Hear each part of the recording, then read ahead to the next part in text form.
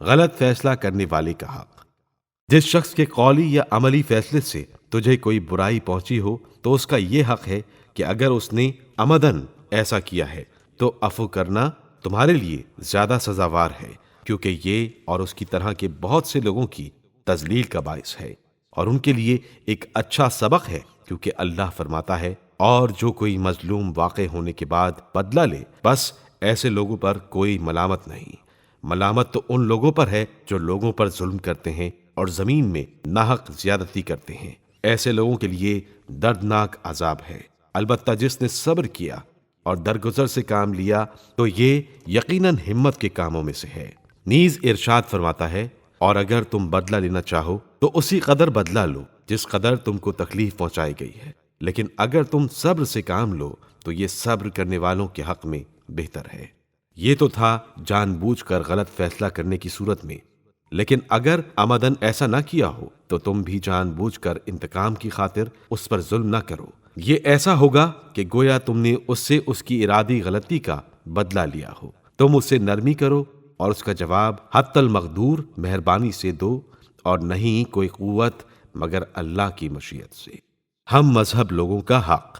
تمہارے ہم مذہب لوگوں کا حق یہ ہے کہ ان کی سلامتی اور ان پر مہربانی کا ارادہ کیا جائے۔ ان میں سے جو برا کرے اس کے ساتھ نرمی و مہربانی کی جائے، ان سے محبت برتی جائے، ان کی اصلاح کی کوشش کی جائے۔ ان میں سے اچھے لوگوں کا شکریہ ادا کیا جائے، ان سے تکالیف کو دور رکھا جائے۔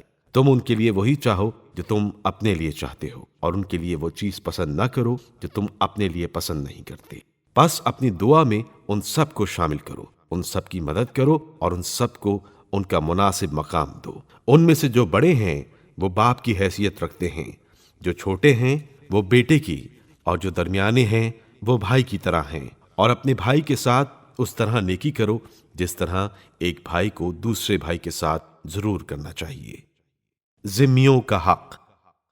ذمیوں کا حق یہ ہے کہ اللہ نے ان سے جو کچھ قبول فرمایا ہے وہی تم بھی ان سے قبول کرو، اور جب تک وہ اللہ عز و جل کے ساتھ اپنے عہد کو پورا کرتے رہیں تب تک تم ان پر ظلم نہ کرو۔ اللہ نے اپنی طرف سے ان کے لیے جو امان اور عہد قرار دیا ہے اس کی پاسداری کرو، اور انہوں نے اپنی طرف سے جو کچھ طلب کیا ہے اس میں تم انہیں ان کے حال پر چھوڑ دو۔ تمہارے اور ان کے باہمی معاملات میں اللہ کی طرف سے تم پر لازم شدہ حکم کے تحت ان کے بارے میں فیصلہ کرو۔